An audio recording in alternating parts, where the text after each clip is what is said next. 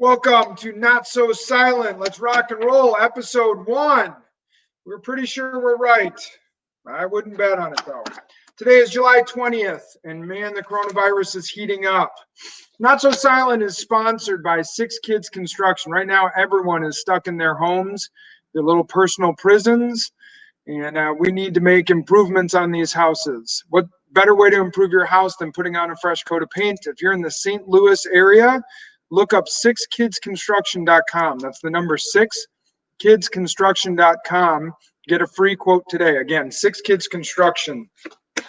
All right, so today's show, we're going to do some school updates.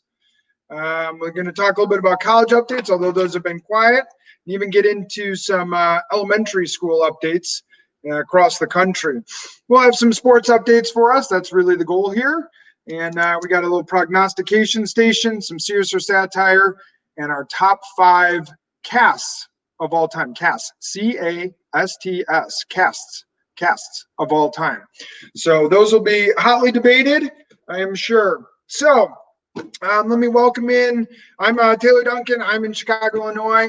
We got Chris Hertigan in St. Louis and Sean Phelps in Kansas City. So how you guys doing? How was your weekend? Go ahead, Sean. That was awesome. Yeah. What was the weather like? We had a little bit of weather here just on Sunday morning, but otherwise pretty beautiful, pleasant, baseball-filled weekend, which was nice to see. The kids are out there. They're playing some baseball. Love it. How was your weekend, Chris? Good. Normal routine. Go to the pool with the kids, go to bed, wake up, repeat, and survive. Wow. I'm surprised you have a pool. So, a pool that you can go to. We have pools, but we have to sign up for a 2-hour window, pay to go, wear a mask in the pool, just in like the 5 steps that you take to get in. You have to wear a mask, and then you take it off and get in the pool. It's a pretty interesting rules these days, but that's the sex with a germaphobe, man. It gets complicated. Yeah, the world of the coronavirus. So let's start with some. Let's start with school updates. We're going to go with school updates. Sean, any college updates? We've been talking for a little while now about what the different colleges are going to do and so on. Have you gotten any recent school, the universities, are they going back? What's happening? So the college update is there is no update.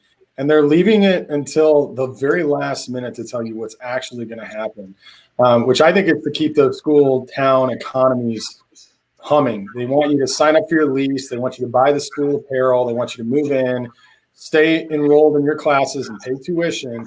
And they're going to tell you right at the last minute that, sorry, we can't do this like we thought we could. I think that's what's coming. So you've seen that from some of the Ivy Leagues. I believe Harvard was the first to announce that it's 40% campus in person with only like incoming freshmen and outgoing seniors, and then they switch at the winter semester break.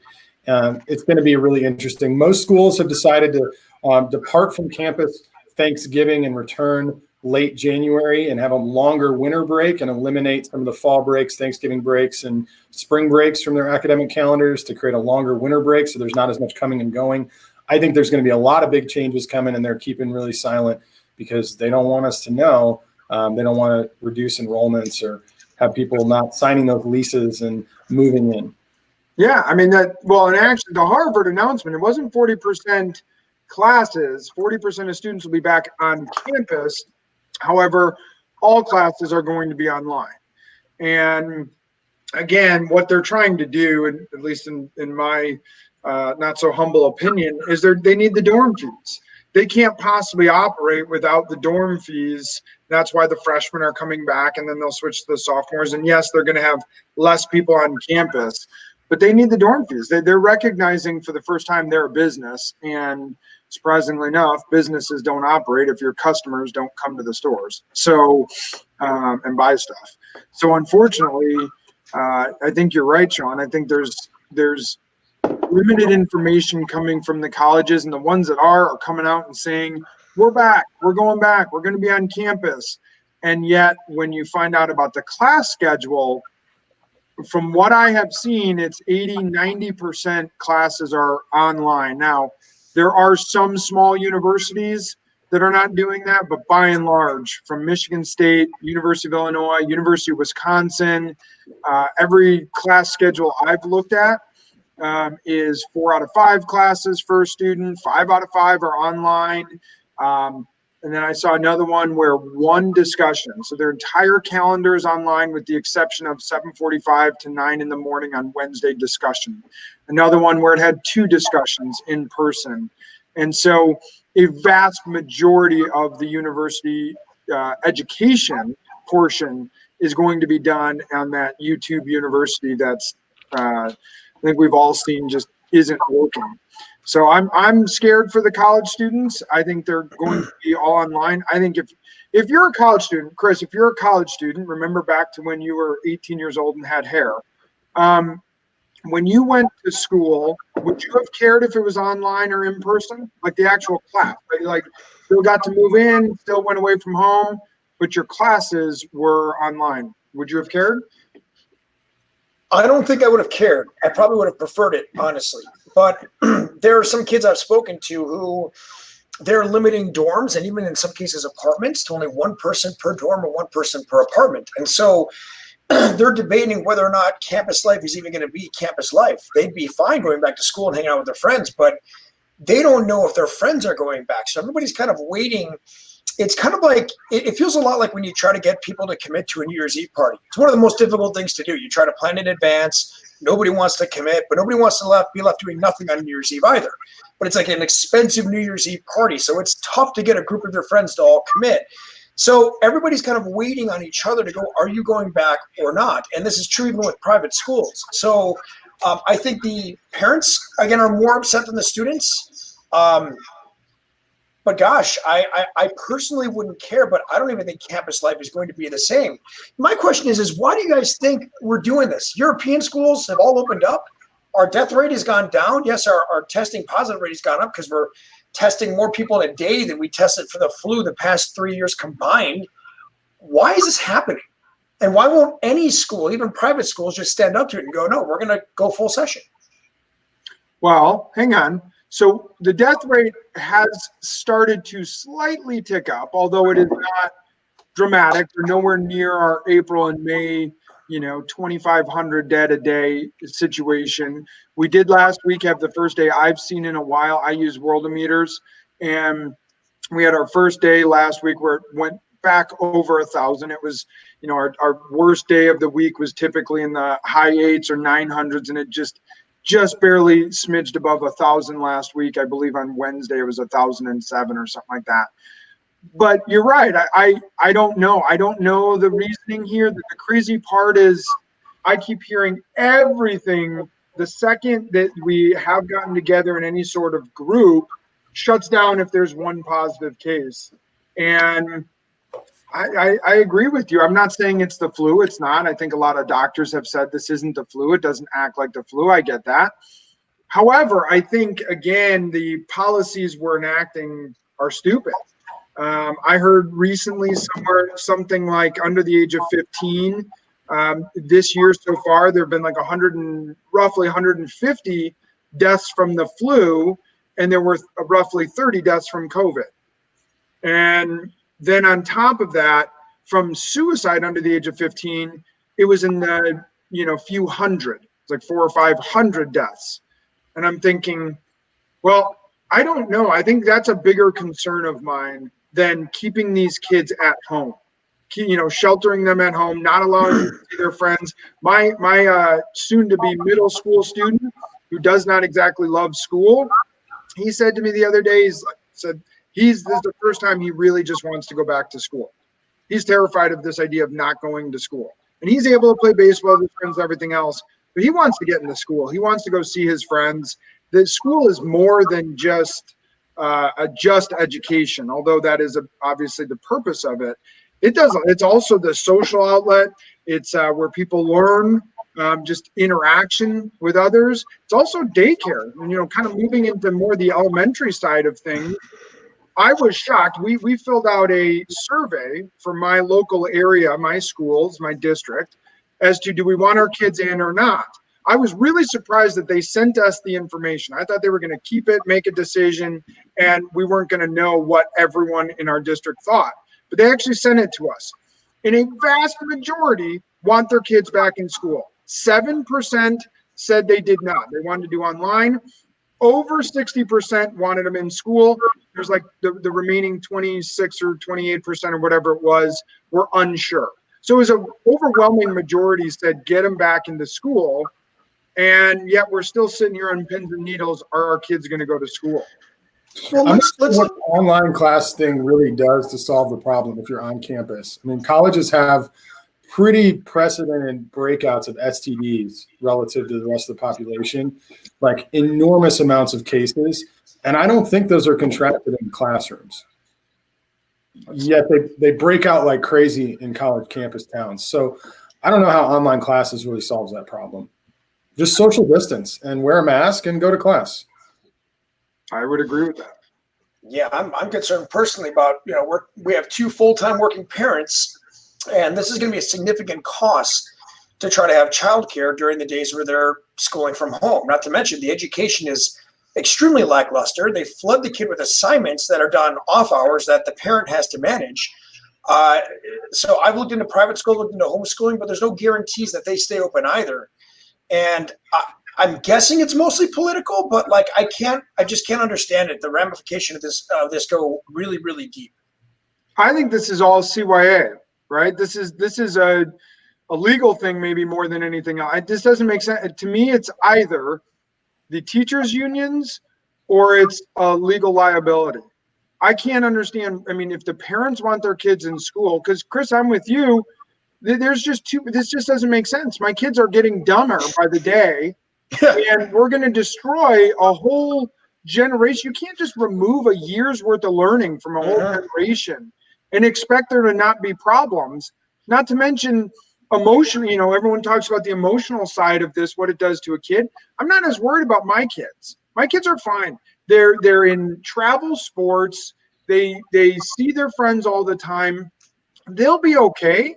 I'm worried about the kids who don't do travel baseball and they're not able to, or flag football or whatever it is. And athletics isn't a big part. So really school is really their social outlet. And now they don't have that. And at best they can ride bikes with a kid down the block.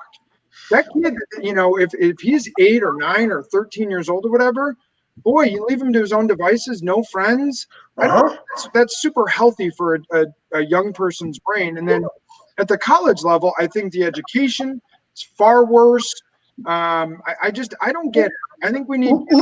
Let me expand on the plan they have in place for us now. It's half the school goes Tuesday, Thursday, half goes Wednesday, Friday. How is that really going to reduce COVID outbreaks? I mean, is it really?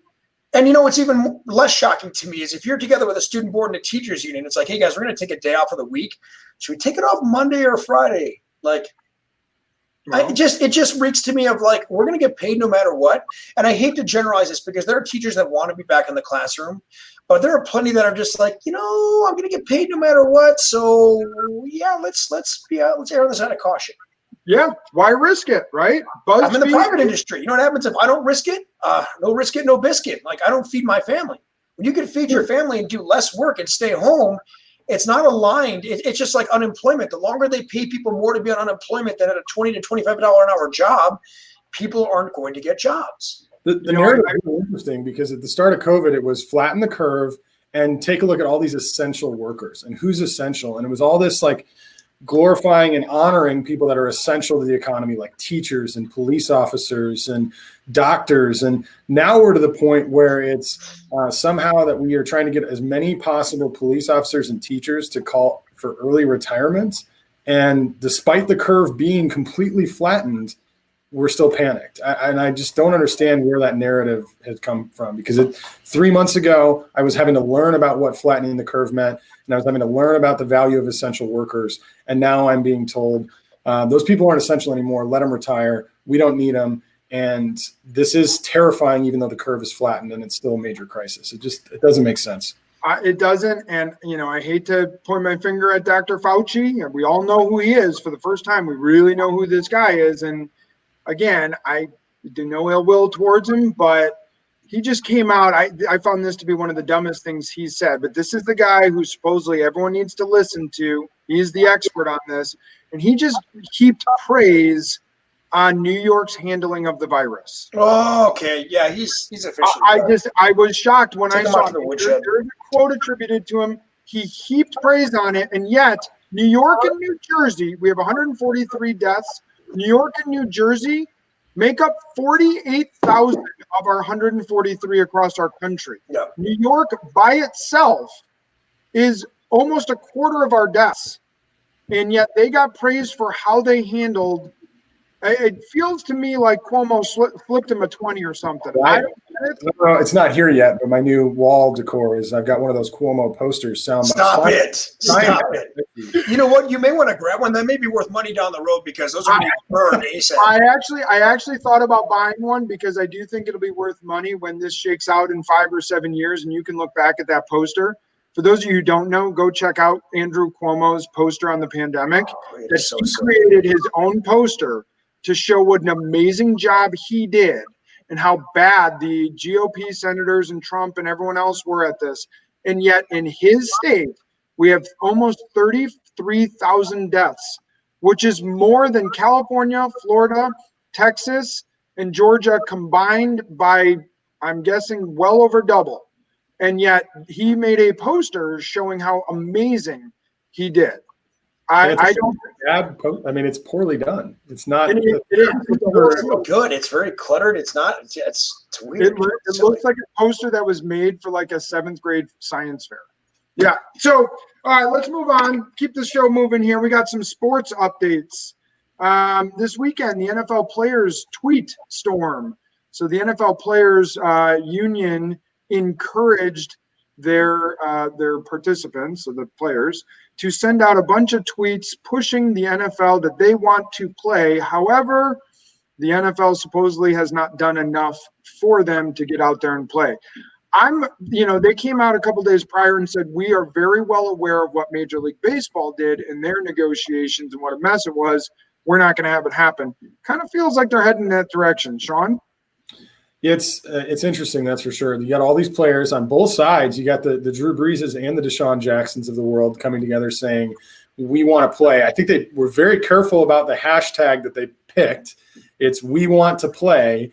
So don't let the message be confused. We're not saying we don't want to play because the health risks. We want to play, but there's health risks.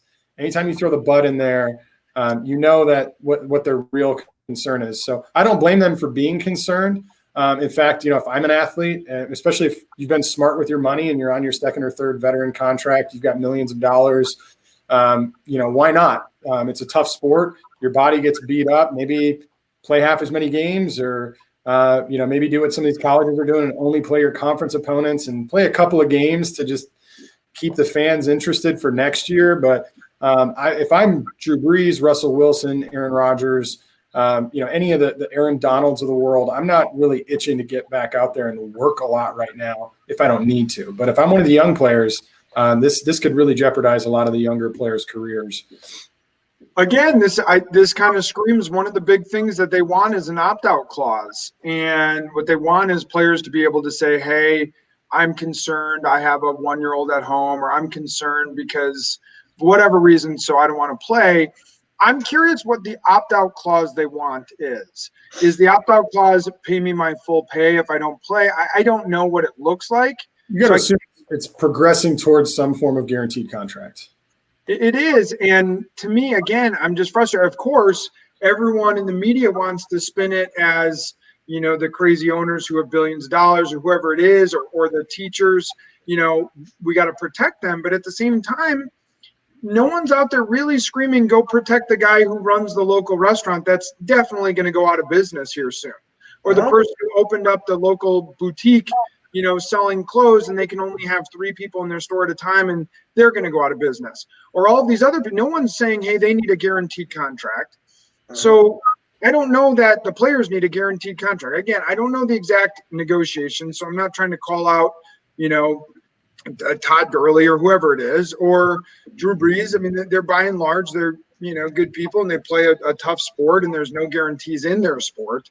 I just don't know that because we have the coronavirus now. I guess I'd like to understand what both sides are arguing for. I look at it and go, I think the NFL's handled it well. They're trying to get people out there. They're trying to do their best. But, yeah, there's a chance some people are going to contract this. And smart move from the players. I'll give it to the players for a coordinated effort. Might as well use this as an opportunity to negotiate a little bit. I agree. So Philadelphia has said no fans at their games this whole year. The city of Philadelphia is not going to allow fans at sporting events. And the Green Bay Packers have announced no fans at the preseason game. And they're not sure what they're going to do for the season game. No one really cares much. Any other team in the NFL announces no fans at preseason games, and they're like, well, we didn't really expect anyone to show up anyways. The Packers are the one team that sell out their scrimmage. They have 7,000 people show up for family night for their green and white game. Well, there's really nothing else going on in Green Bay. But on top of it, I think a lot of the fans are pretty jacked because now they don't have to buy – the season ticket holders don't have to pay for those games that are totally worthless. So I think some fans might not be too upset with that. What about the Redskins are changing their name? It's official. There will no longer be the Washington Redskins. Thoughts and feelings on that? I was so ready for the name, and then it was, oh, wait, hold on. There's a sexual harassment thing that's going to go on for a month. I know. We get the name figured out.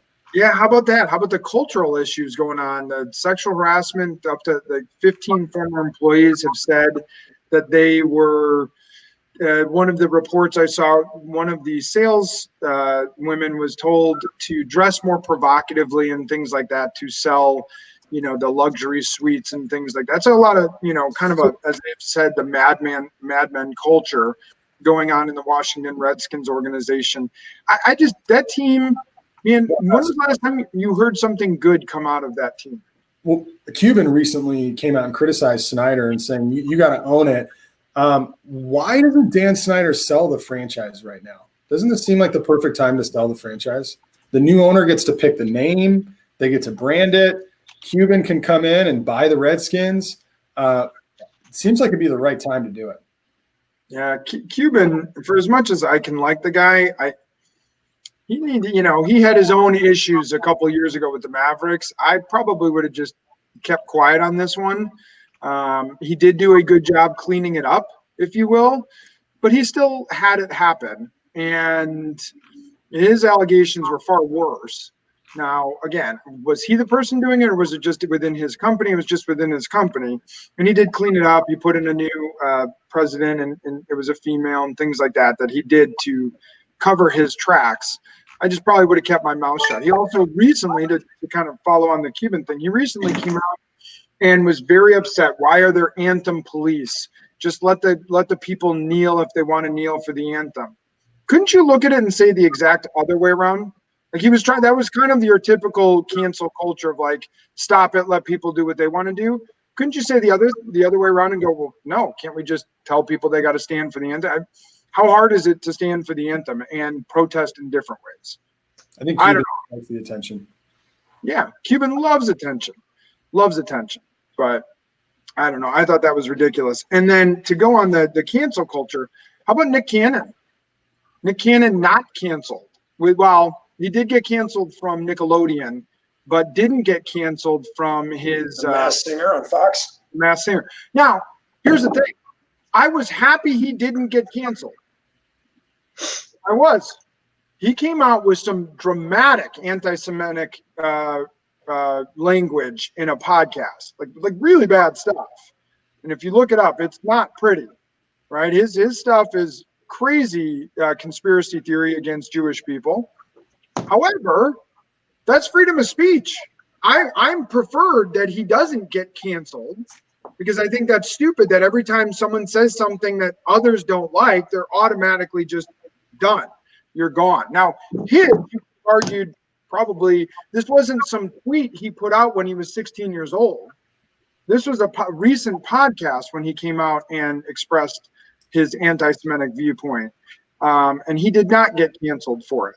He still has his job and so on, which I appreciate that he still has it. I think Drew Brees shouldn't have been canceled. And so many of these things, Christopher Columbus shouldn't be canceled based on, something he did 300 years ago or whatever. So, so I don't know. I'm kind of over this whole cancel culture, but I have a feeling we are going to be talking a lot about that in the not so distant future.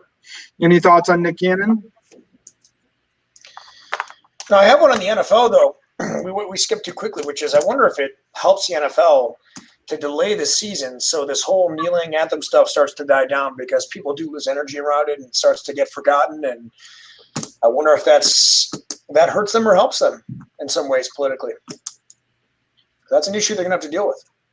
Man, I think they need to. The NFL, I'm telling you, I'll ask you guys the question. I'm going to ask this question maybe every week. If it is a significant narrative in the NFL season, kneeling for the anthem, will you stop watching the NFL? I wasn't no, but if it's significant, I'm moving towards yes. I mean, it's got to a point where, and once I stop, I don't think I'm going to start again. Once I get out of it, once I stop all my fantasy football leagues, that's it. Like I'm not watching anymore. I'm not getting back into it. Sean? I think the NFL is the least progressive of the sports by a long shot. I don't know a lot about baseball because baseball bores the heck out of me, but I've been watching MLS. Every single shirt is Black Lives Matter. There's tons of the whole teams are kneeling at the start of games. It's everywhere. I think the NBA has obviously got their jersey plan, and they're all over it. So I mean, whatever the NFL does, it's going to be watered down compared to any other sport. I'm okay with it. I think it's okay to market whatever they want to market and sell to whatever players they want to. It's too valuable of a sport, PR-wise, like marketing dollar-wise, for them to really damage it too much. I disagree. Disagree wholeheartedly. Different demographic that watches football than soccer or basketball, and I think they're going to start to see ratings tank. I mean, you saw it before with the kneeling, and it wasn't a lot of kneeling. If it's significant, I think they're going to see a massive dip in ratings, and they're going to be scrambling. I think they've got to get ahead of this. I don't know why they don't talk to the players and explain to the players that your salaries come from our revenues, and if our revenues drop, your salaries drop. How about we find a different way to protest that doesn't piss everyone off? I don't get why they can't figure this thing out and why the players union doesn't figure it out and go, guys, all for whatever you want to do. In fact, we'll have pregame uniforms that you all can wear that say, I hate cops or whatever, but do not do it during the end. You're asking to get canceled by 40, 50% of the country. I'm going to turn it off. So, and I love football. I'm just so sick and tired of, granted, I'm don't hide it. I'm a conservative person and I believe that you should stand for the flag, whether right or wrong, I do. And I'm sick of it being a part of the game. I want to watch Patrick Mahomes throw an amazing pass and to Tyreek Hill, and I want to watch Aaron Rodgers get sacked 25 times a game. I want to see those things happen. I don't care what Aaron Rodgers' political beliefs are. I really don't. I don't. So I'm going to turn it off. I'm annoyed with it. So I hope they're smarter. I hope they get in front of this. And that will lead us to the prognostication station. We are going to start because I mentioned Aaron Rodgers, who no one cares about, Green Bay Packers. But in the prognostication station, we are going to try to pick. If anyone heard the very sad news over the weekend, Danica Patrick and Aaron Rodgers are no longer a couple. So we are going to try to pick who is the best new dating partner for both Danica Patrick and Aaron Rodgers. So thoughts on either of those? Who should they reach out to? Who should they DM to try to meet up with? Go for it, Chris. Well, I think I'd love to see Rodgers get together with somebody who at least makes it look like he's smiling. So I'm going to pick Jay Cutler. The only person with a bigger grimace on his face than Aaron Rodgers all the time. I just think it'll make his countenance look way better. Well, hey, and Cutler's available. Kneel for the anthem and have our first very legitimate gay couple in the NFL. I think that would work great. What about Danica? Come back to me on that one. Sean, Danica. Danica, oh my gosh. I mean, I think this is a pretty easy, obvious choice for her because she seemed kind of vengeful and like she really wants to hurt Aaron over breaking her heart. So she needs to find some love. I think Jordan Love specifically. There you go. All right. So Aaron Rodgers with Jay Cutler, who's recently single, I believe, and the new first-round draft pick quarterback, the heir apparent to Aaron Rodgers, is now going to start dating Danica Patrick. I like that. So we just solved. We are matchmakers, and yeah, but let's get practical. The woman loves cars. She loves to move fast. What better than the multi-billionaire car manufacturer Elon Musk? Talk about sticking it to the man. That's an upgrade. There you go. There you go. Rodgers can't compete with Musk. All right, so she has two choices. All right, moving on. 3, including me, if my wife is still mean to me today. That would definitely be a step down, but well, she would never be insecure about my success. That's for sure. This is true. A woman like that. And more money. So I don't know if you guys saw this. Mark Davis, Al Davis's son, who took over the Raiders. I thought this was shocking to see this. He said he believes there are 3 options for the NFL. Option 1, play as normal, full season, everything else. Option 2, cancel the entire season. I was shocked to see that, but even more shocked at this one. The third option, a 12-game season, canceling each team's 4 interconference games. So those he felt were the 3 options, and this guy's got to be in the know. He's one of the owners of the league. So over under, the NFL plays 13 games this year. Sean. Under. Chris. I'm going over. Again, I'm banking on American greed. I will go with Don't you push. I will go with under as well. I will go with under. I could see a shortened season for them. All right. College football. They have Big Ten and Pac-12 have announced they are canceling their non-conference games. So far, ACC has not said what they will do. Neither has the Big 12 or the SEC. So they're scrambling a little bit. In fact, there was a rumor that came out that potentially Alabama, which is supposed to open the season against USC, that game got canceled, potentially would play against Notre Dame for its season opener. But that was debunked by the Alabama athletic director. So college football is going to be really up in the air. As Sean mentioned earlier, colleges are late to announce things. Do you think the college football season will end with a playoff this year? And we will actually have a real national champion? I'm going no. KU is the double asterisks this year for college basketball's championship team because they didn't actually win the tournament and they also paid all the players.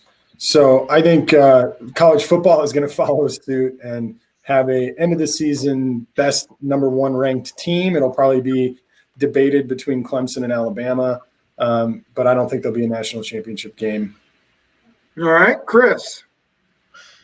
We talk about the public sector not making changes until it hits their pocketbook. Football would be such a massive hit to the school's pocketbook. I think there will be a championship. I think they'll play a season and a championship. You? I say no. And I do believe the SEC will they will send out a lawsuit that it is breaking religious freedoms because football is does anyone know what happened to the Olympics? I think it got canceled. It got moved to 2021. I was going to say, I just thought about that. I was watching the documentary last night. I'm like, wait, we haven't had the Olympics in a while. Is that supposed to be this year? Oh, yeah. It's supposed to be this year. Could you imagine since the age of 4 training for the Olympics? You're in some stupid Olympic sport like the biathlon, and that's all you do. You don't have a season. It's not like it's the Olympics. and then your season that you've been training for gets moved, and potentially you're going to get bumped off because now you've kind of aged out, gymnastics or whatever sport it is. Talk about people who are pissed. Forget about Drew Brees worrying about how much money he'll make. He'll be fine.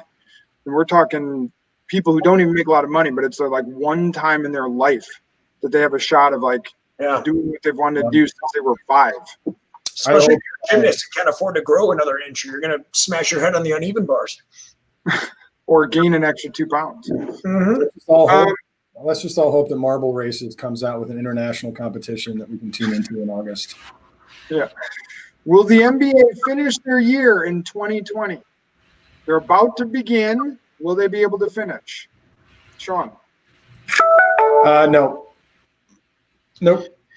Look, I'm taking the pessimistic view. This is kind of like when the Packers were going up against the Niners in the NFC Championship game, and people said, do you think they're going to win?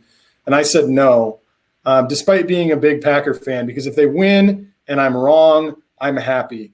And if they lose and I'm right, I knew it. So I'll go with that. I'm going to take all pessimistic views on every sports because I want them to happen. I hope they do. But if they don't happen, at least I can say I predicted they wouldn't happen.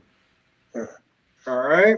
Do you have a tiny little bell you can ring for any really small dong wagers like that? Well, I would either way. It's like, okay, bang the gong because big dong wager coming up, which is they will finish the season. Americans like to make money. When they're not making money, they will begin to fight. So, yes, if you define season in quotes as whatever that's going to be, yes, we will have a champion this year. I will say yes, ironically. It's going to be like gong. LeBron versus Giannis in a video game battle on Twitch. That's exactly what and on next week's podcast, maybe Sean's balls will drop. All right, Major League Baseball, top team, 45-plus wins, over under. It's a 60-game season for Sean, who, surprisingly enough, is the only person in America who watches the MLS, but says he doesn't like baseball. Over. Assuming they play all 60, yeah. Oh, come on. Really? Mr. Pessimist and everything. Now you have that's part of the over-under is will the top team have 45 or more wins? Out of 60 possible games? No. Then no. Over under. How many times Sean's wife asked, is it in on his wedding night? 4. Over.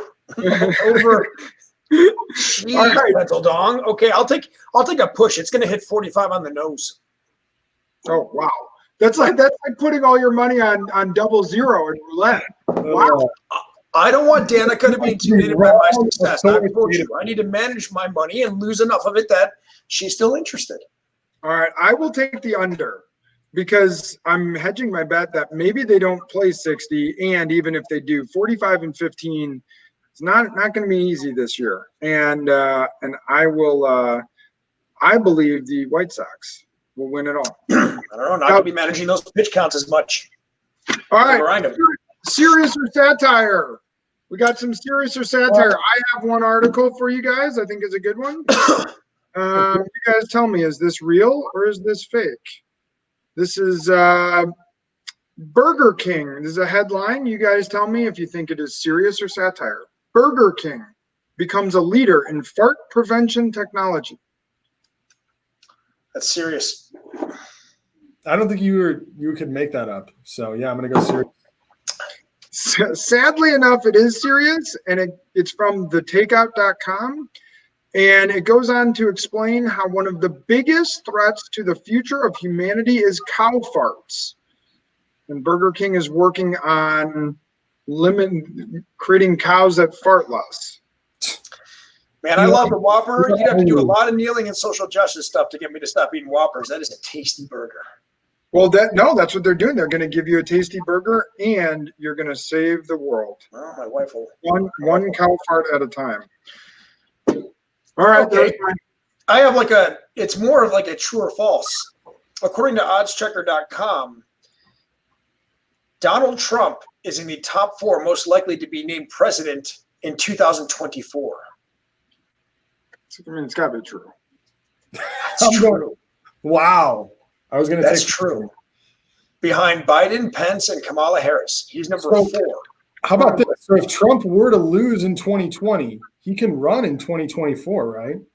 I wonder if that's what they're thinking, because it's not constitutional, obviously, to go a third term. So, was I guess I wasn't even listening to you. This is 2024? 2024. Oh, really? Yeah. Oh, well, then I'll bet against that. He would have to lose and rerun. Hold on a second. This is just hitting me like a wall. Everyone that's anti-Trump, that's going, we got to get him out of the office. Did they realize that he could come back? I love it. I love it. Like every crappy 90s movie, Trump gets sequeled like 10 years later.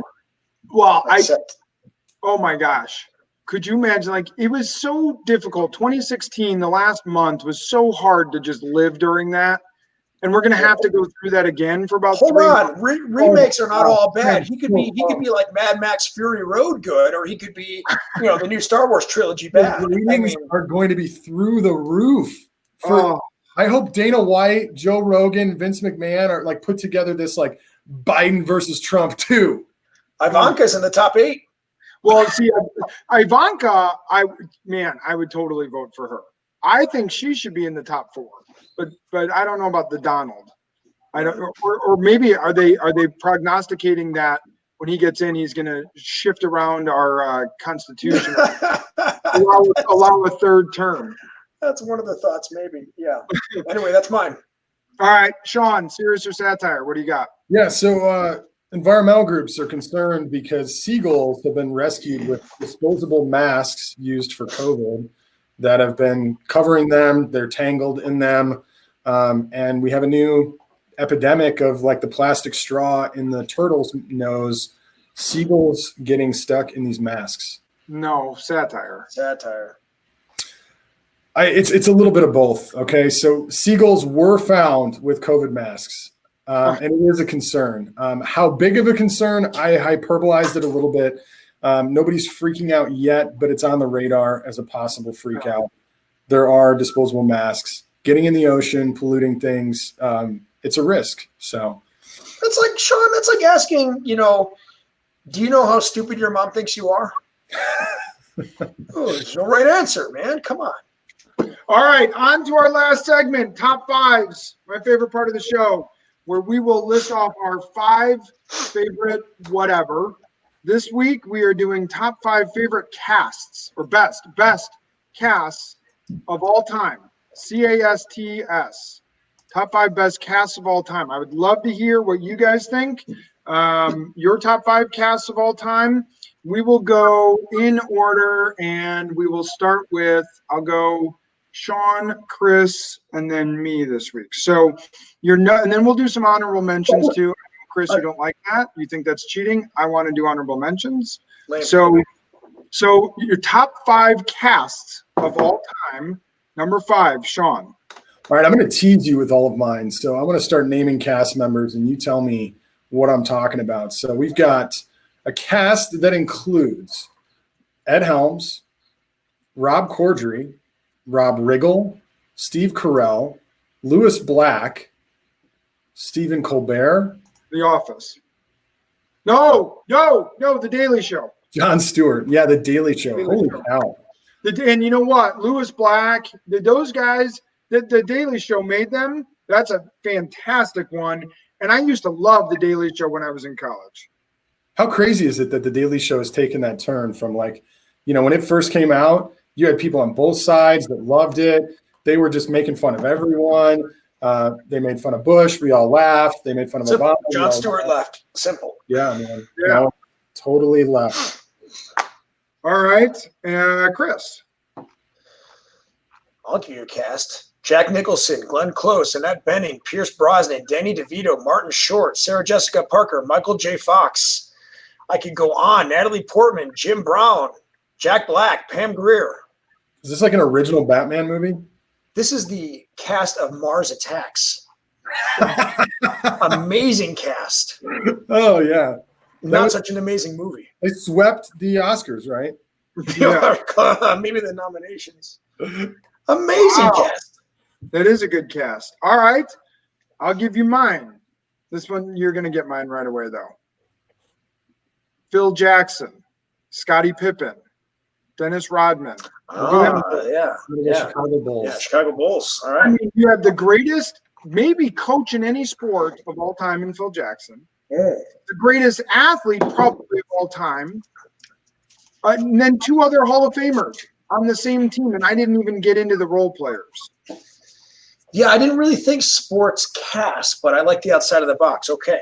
Well, I have one really outside the box, but I'll save it for my my honorable mention. Corresponding rank when it's your turn again. That's a good idea.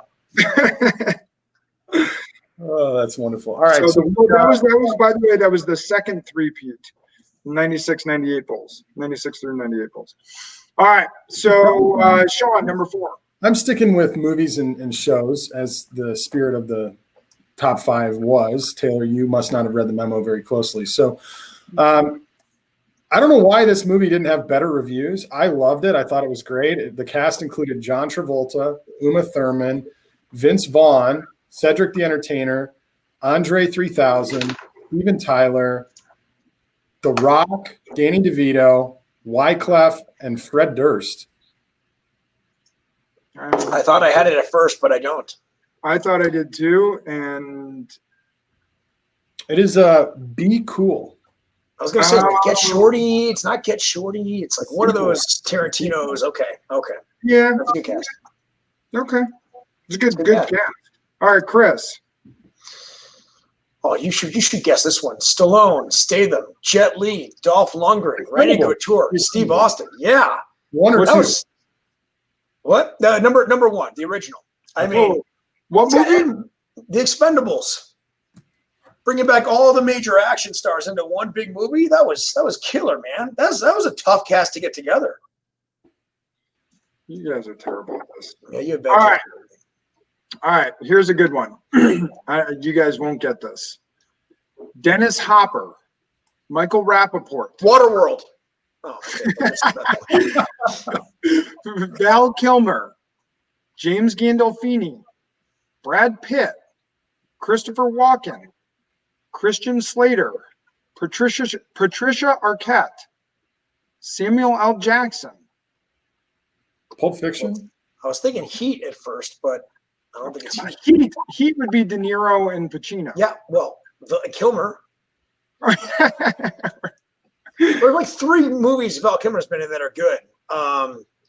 This movie is a great movie that many people have not seen. All right, what is it? A little bit of an oldie for many of you listeners.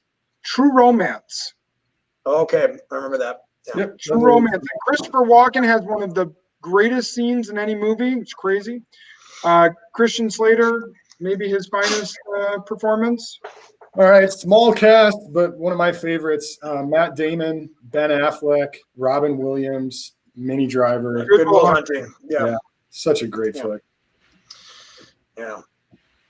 This one's a little more pop. This one's a more pop culture relevant, but you guys should be able to get this right away. George Clooney, Brad Pitt, Matt Damon, Don Cheadle, Andy Garcia. Yeah. That was on my honorable mention. It's on my list too. Yeah, I had that. All right, so we're number 3. My number 3. Let me see what order I want to name the people. Kind of throw you guys off. Woody Harrelson, Shelley Long, Kirstie Alley, Kelsey Grammer, Ted Danson. Cheers. Yeah, good pick. Cheers. It's a little before my time, but that was a big time show. Interesting. Some of those characters were not on at the same time, right? So Shelley Long and Woody Harrelson were not. Well, and a lot of them went on to have pretty dang good acting careers beyond that show, which I think gives it a lot of credibility too for the category. So absolutely, Woody Harrelson's White Men Can't Jump, and what was the bowling movie? Oh, Kingpin. But the Third Planet of the Apes, Zombieland, he was good in. So all right, number 2, Sean. We got an HBO hit series, and we got just such an amazing cast. Band of Brothers. Damian Lewis, Ron Livingston, David Schwimmer, Jimmy Fallon, Tom Hardy, Simon Pegg. And it's one of my favorite shows. Good choice. Yeah. I'm going with the 1976 cast of Saturday Night Live, which included Dan Aykroyd, John Belushi, Chevy Chase, Jane Curtin, Garrett Morris, Bill Murray, Gilda Radner. Wow. Damn it. I was going to go with Saturday Night Live. That was my number one. I think you're cheating if you go with it in general, but that's, you got to pick your era there. Well, I was going to go in general. I mean, Eddie Murphy, Chevy Chase, Chris Farley, Aykroyd. I mean, it's now. Granted, I think it's cast, though. That's an alumni panel. Yeah, you can't. Yeah, So Oh, I'm sick of all of you. So now I got to move up a new one for my. Wow, this one that was my number one too. All right, so you're Saturday Night Live. All right, so we're on number two. My number two. Let's see. Harvey Keitel, Steve Buscemi, Christopher Walken, Uma Thurman, John Travolta, Con Air, Samuel L. Jackson, Tarantino. No, that's Pulp Fiction. That's Pulp Fiction. That's cool. And again, it's pretty amazing what Tarantino, when he puts together. Oh, by the way, Tarantino is the screenwriter for True Romance. So not exactly a cast, but he was involved in that too. And I don't necessarily love everything Tarantino does, but he does put together a pretty good cast. So, all right. So on to our number one. So Sean, give me your number one. I think this is going to be pretty easy. Robert Downey Jr. Avengers Endgame. Iron Man. You got it after one guess. What an amazing! That's my number one too. What is it? It's my number one as well. Avengers Endgame. I mean, you've got everyone. You can't. I mean, it has everything. It has everything. It has the cast. It has the story. It has the build-up. I mean, gosh, it's incredible. How mad are you going to be if I told you I've never seen the movie? No, you're just exposing your lack of credibility in this category, but that doesn't bother me. So both of you have that as your number one? Uh-huh. So we're just skipping over Sean. And we know you're number one. So we just finished early. Top five things Sean's wife said on his wedding night. We've got 2 out of the top 5 now. Honorable mention. Your honorable mentions are numbers 2 through 5. What is it that's honorable mention crap? There's about 100 on there. Okay. Can I sign off instead of listen to your boring honorable mention crap? You're self-aggrandizing. Listen to how much I know about TV and movies. The Office, Modern Family, Caddyshack, Anchorman. I'm surprised. I was going to put Anchorman. Anchorman's pretty dang good. Anchorman was close. Yeah. I was. Hang on. My number one, and I will replace Saturday Night Live because you said it was illegal because I had the entire alumni cast. I do think, again, part of a cast isn't just how good the people are, how well they work together. The entire cast of Friends. It's a good squad. Well done. Great. Yep. Oh, and my last one, honorable mention, the Illinois Bone and Joint Institute of Chicago, where my son just got a cast put on his hand. See what I did there, Chris? Feel better, buddy. All right. Take it away. All right. So that ends us for July 20th. Hopefully you guys enjoyed. Please put some comments, like it, and pass it along to all your friends to listen to Not So Silent. We are not going to stay silent. Have a good one.